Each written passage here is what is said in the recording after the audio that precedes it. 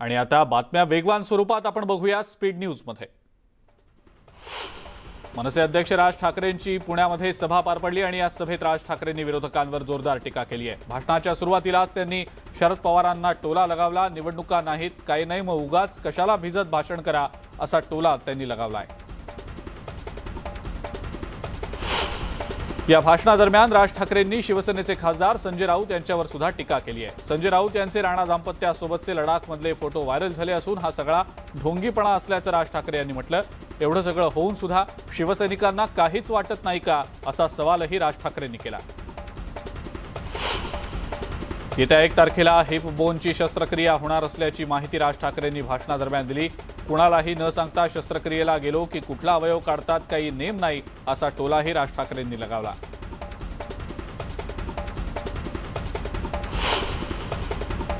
पुण्यात आधीच्या सभेत अयोध्येला जाण्याची तारीख जाहीर केली, त्यानंतर जे सुरू झालं त्यातून हा एक सापळा असल्याचं लक्षात आल्याचं राज ठाकरे म्हणाले।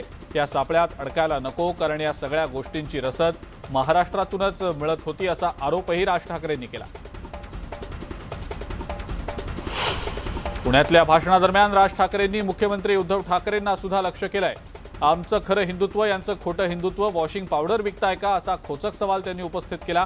उद्धव ठाकरेंच्या अंगावर एकतरी आंदोलनाची केस आहे का असा सवालही त्यांनी उपस्थित केला। औरंगाबाद नामांतराच्या मुद्द्यावर युटर्न घेणारे उद्धव ठाकरे हे आहेत कोण, इथल्या समस्यांचा विचार करणार की नाही असा सवाल राज ठाकरेंनी केला। राज ठाकरेंनी शिवसेनेवर निशाणा साधला। शरद पवार म्हणतायत आम्ही सकाळी भांडायचो आणि संध्याकाळी जेवायला एकत्र बसायचो, तुम्ही बाळासाहेबांची विश्वासार्हता घालवत असल्याचा आरोप राज ठाकरेंनी शिवसेनेवर केलाय। कुणाबरोबर राहतायत हे शिवसेनेला अजूनही समजत नसल्याचं यावेळेला राज ठाकरेंनी म्हटलंय। आपल्या भाषणामध्ये बोलताना राज ठाकरेंनी राणा दाम्पत्यावरही निशाणा साधला। राणा दाम्पत्य मातोश्रीवर हनुमान चालीसा म्हणायला जाणार होतं, मातोश्री काही मशीद आहे का असा सवाल त्यांनी उपस्थित केला। दरम्यान इतका गोंधळ होऊन सुद्धा संजय राऊत राणा दाम्पत्य लडाखमध्ये एकत्र जेवताना दिसले, हे सगळे ढोंगी असल्याची टीका राज ठाकरेंनी केली आहे। दरम्यान राज ठाकरेंनी एमआयएमचे नेते अकबरुद्दीन ओवैसींवरही टीका केली आहे। औरंगजेबाच्या अवलादी महाराष्ट्रात वळवळ करत असून एमआयएमला या सगळ्यांनीच मोठं केल्याचं म्हणत राज ठाकरेंनी शिवसेनेवर आणि इतर पक्षांवर टीका केली आहे। शरद पवार यांना औरंगजेब सुफी संत वाटू शकतो, सोयीसाठी कशाला इतिहास बदलायचा असा टोला सुद्धा राज ठाकरेंनी लगावला। भोंग्यांचा विषय काढला तेव्हा भारताच्या इतिहासात पहिल्यांदा सकाळच्या अजान बंद झाल्याचं राज ठाकरे म्हणाले। जवळपास 92 ते 94% ठिकाणी आवाज कमी झाले असून लाऊडस्पीकरच काढून टाकण्याची मागणी असल्याचं पुनरुच्चार राज ठाकरेंनी केला। आता सुरू केलंय ना, एकदाचा तुकडा पाडूनच टाका असं आवाहनही राज ठाकरेंनी यावेळेला केलेलं आहे। राज्यातल्या पेट्रोल डिझेलच्या दरांसंदर्भात मुख्यमंत्री आणि अर्थमंत्री निर्णय घेतील असं शिवसेनेचे खासदार संजय राऊत यांनी म्हटलंय। तसंच केंद्रानं आधी महाराष्ट्राचे जीएसटीचे थकीत पैसे द्यावेत असंही राऊत यांचं म्हणणं होतं। चंद्रकांत पाटलांच्या शिवसेनेच्या बंडखोरीच्या वक्तव्याचा राऊतांनी समाचार घेतला। चंद्रकांत पाटलांना राजकारणातलं ज्ञान कमी आहे अशी टीका राऊत यांनी केली आहे। बुलडाणा जिल्ह्यात राष्ट्रवादी काँग्रेसची संकल्प सभा पार पडली। यावेळेला राष्ट्रवादीचे आमदार अमोल मिटकरी यांनी हनुमान चालीसा या मुद्द्यावरनं राणा दाम्पत्यावर चांगलंच तोंडसोक घेतलं। हनुमान चालीसा चुकीच्या ठिकाणी म्हटली तर तुरुंगाची हवा सुद्धा खावी लागते असं मिटकरी म्हणाले।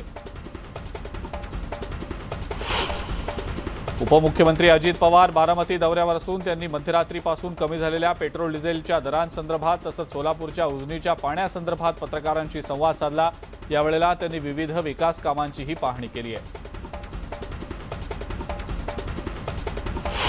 काँग्रेस नेत्यांनी अयोध्या दौरा करण्याचा निर्णय घेतलेला आहे। काँग्रेसचे प्रदेशाध्यक्ष नाना पटोले यांच्यासह राज्यातले प्रमुख काँग्रेस नेते जूनच्या दुसऱ्या आठवड्यात अयोध्येचा दौरा करणार आहेत। हा कुठलाही राजकीय दौरा नसून प्रभू श्रीरामांच्या दर्शनासाठी अयोध्येला जाणार असल्याचं काँग्रेसनं स्पष्ट केलंय।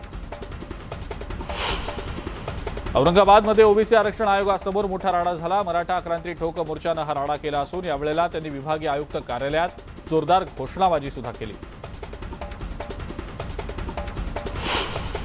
कोल्हापुरातलं जयप्रभा स्टुडिओ वाचवा या मागणीसाठी कलाकारांनी आंदोलन केलं। संतप्त कलाकारांनी अर्धनग्न होत पंचगंगा नदीमध्ये आंदोलन केलं। गेल्या अनेक दिवसांपासून विविध पद्धतीनं कलाकार आंदोलन करतायत। हा स्टुडिओ केवळ चित्रीकरणासाठी राखण्यात यावा अशी मागणी सुद्धा या कलाकारांनी केलेली आहे। आमदार चंद्रकांत पाटील मुक्ताईनगरहून जळगावकडे जाताना राष्ट्रीय महामार्गावर कुठलेही वेग मर्यादेचे फलक त्यांना दिसले नाहीत, त्यामुळे त्यांनी गाडी थांबवून संबंधित कर्मचाऱ्यांना वेग मर्यादेचे सूचना फलक कुठे तसा प्रश्न विचारला। तसंच वाहनधारकांची आर्थिक लूट तात्काळ थांबवा असं सांगत दंड रद्द करण्यात याव्यात अशा सूचनाही दिलेल्या आहेत। पूर्व द्रुतगती मार्गावरील जुन्या जोगेश्वरी विक्रोळी लिंक रोड उड्डाणपुलाच्या दुरुस्तीचं काम अखेर पूर्ण झालंय। आजपासून हा उड्डाणपूल वाहतुकीसाठी पुन्हा खुला केला गेलाय, त्यामुळे या पट्ट्यात वाहतूक कोंडीतनं आता चालकांची सुटका होणार आहे। एसटी कर्मचाऱ्यांच्या 5 महिन्यांच्या संपानंतर आता सोलापूर विभागामध्ये लालपरीच्या चालकांनी गती घेतलेली आहे। सुट्टी आणि लग्न सराईमुळे एसटीला प्रवाशांचा प्रतिसाद वाढतोय। संपानंतर सोलापूर विभागाच्या 9 आगारांमधून गेल्या 26 दिवसात 60,41,000 किलोमीटरचा प्रवास करत लालपरीनं सुमारे 19,81,00,000 रुपयांचं उत्पन्न मिळवलंय। राज्यातले महामार्ग अपघाताचे सापळे बनले असून जानेवारी 2019 ते 20 मे 2022 पर्यंत तब्बल 43,823 जणांचा अपघाती मृत्यू झालाय। दररोज सरासरी 25 ते 28 जणांचा अपघाती मृत्यू होत असल्याची चिंताजनक माहिती समोर आलेली आहे। अतिवेग, पहाटेची डुलकी आणि रस्ते बांधणीतल्या त्रुटी या कारणांमुळे अपघात वाढल्याचं महामार्ग पोलिसांनी सांगितलंय।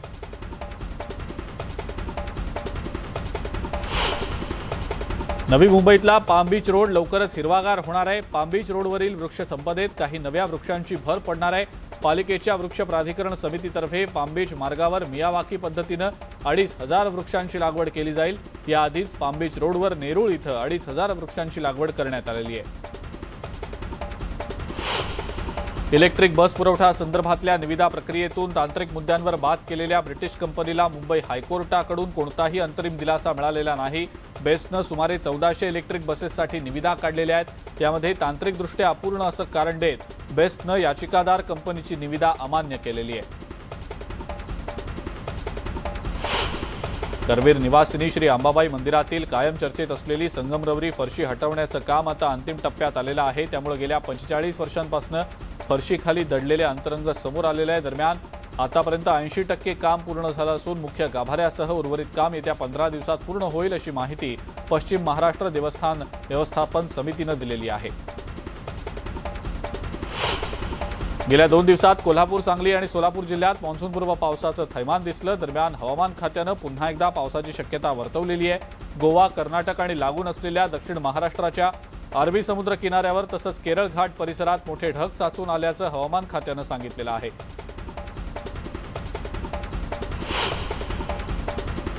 रायगडमध्ये मान्सूनपूर्व पावसानं दमदार हजेरी लावलेली आहे। जवळपास तासभर झालेल्या पावसामुळे ठिकठिकाणी पाणी साचलेलं होतं।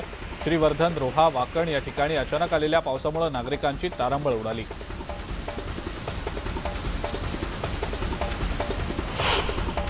लातूर जिल्ह्यात झालेल्या अवकाळी पावसामुळे द्राक्ष बागायतदार शेतकऱ्यांचं मोठं नुकसान झालंय। संध्याकाळच्या सुमारास लातूर जिल्ह्यात अचानकपणे वादळी वाऱ्यासह विजांच्या कडकडाटात पावसानं हजेरी लावली। पावसाचा जोर मध्यम स्वरूपाचा जरी असला तरी जोरदार वाहणाऱ्या वाऱ्यामुळे जिल्ह्यातल्या अनेक भागात फळबागांचं मोठं नुकसान झालंय।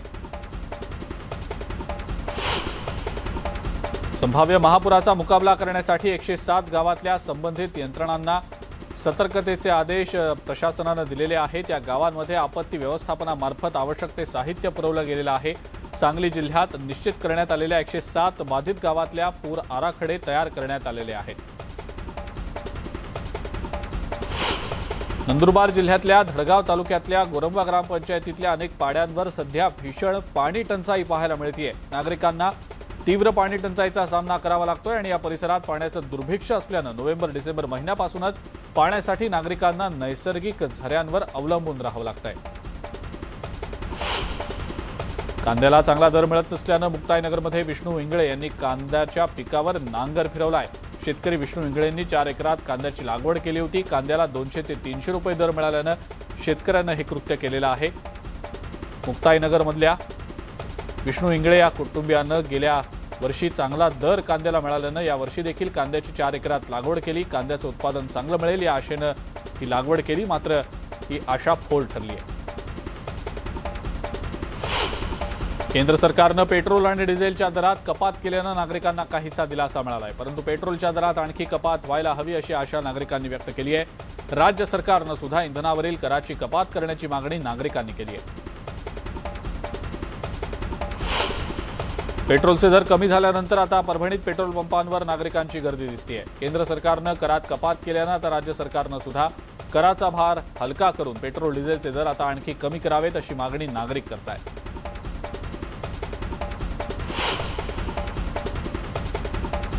धुळे सुरत राष्ट्रीय महामार्गावर विसरवाडी गावाजवळ नंदुरबार डहाणू बसचा अपघात झाला।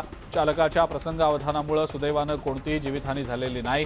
नंदुरबारहून नवापूरच्या दिशेने येणाऱ्या बसला समोरून भरधाव वेगाने येणाऱ्या कंटेनरनं हुलकावणी दिली। यावेळेला बस रस्त्याच्या बाजूला दाबली, यात बस मातीत अडकली। या अपघातात कोणतीही जीवितहानी झालेली नाही। कळमवाडी धरण परिसर चोरट्यांचा अड्डा बनला असून वारंवार चोरीचे प्रकार इथं घडतायत। या धरणाला विद्युत पुरवठा करणाऱ्या जनरेटरच्या बॅटऱ्या डिझेल चोरट्यांनी लंपास केलेत। यापूर्वी इथं झाडांची चोरी, शाळेच्या गेटची चोरी झालेली आहे, मात्र अद्यापही कोणत्याही प्रकारच्या चोरीचा छडा लागलेला नाही। उन्हाळ्याची तीव्रता वाढल्यानं बाजारात भाजीपाल्याचे दर वाढले। टोमॅटो, वांगी, बटाटे सगळ्याच भाज्यांचे दर वाढल्यानं दररोजच्या जेवणातल्या भाज्या महागल्या आहेत। लातूरच्या बाजारात कोथिंबीर 10 ते 15 रुपये जोडी झालेली आहे। सर्वच भाज्यांचे दर वाढल्यानं नागरिकांच्या खिशाला पुन्हा एकदा कात्री लागताना दिसतेय। शहापूरच्या पाली शिवारात जमिनीखाली दुर्मिळ कासव आढळलेला आहे। शेतकरी नामदेव दळवी यांच्या शेतात कंद खोदत असता त्यांना हे कासव आढळलं। रिव्हर टॅरपिन जातीचं हे दुर्मिळ कासव असल्याचा अंदाज व्यक्त होतोय।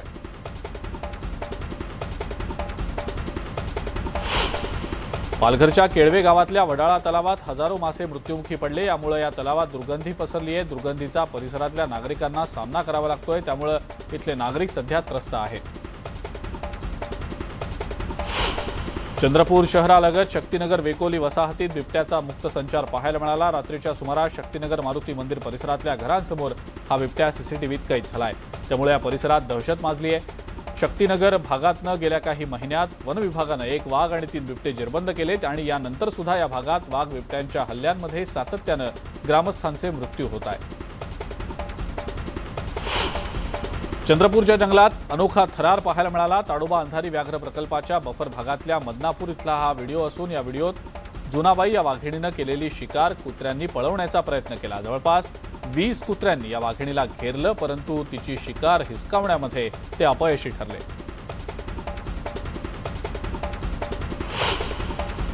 हळदीनं सांगलीचा नाव आता 7 समुद्रापार नेलेला आहे। सांगलीच्या हळदीच्या बाजारपेठेला 100-125 वर्षांची जुनी परंपरा आहे।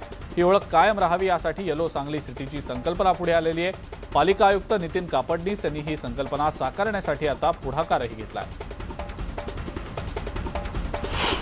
केंद्र सरकारनं अबकारी करात कपात केल्यानं देशात पेट्रोल 9.5 रुपयांनी तर डिझेल 7 रुपयांनी स्वस्त झालंय। केंद्रापाठोपाठ केरळ आणि राजस्थाननं सुद्धा पेट्रोल डिझेलवरचा वॅट कमी केलाय। दरम्यान महाराष्ट्रात इंधनावरील करामुळे पेट्रोल आणि डिझेल शेजारच्या राज्यांपेक्षा तुलनेनं महाग आहे, त्यामुळे आता मोदी सरकारनं दिलासा दिल्यानंतर राज्य सरकारनं सुद्धा इंधनावरचे कर कमी करावेत अशी मागणी होतीये।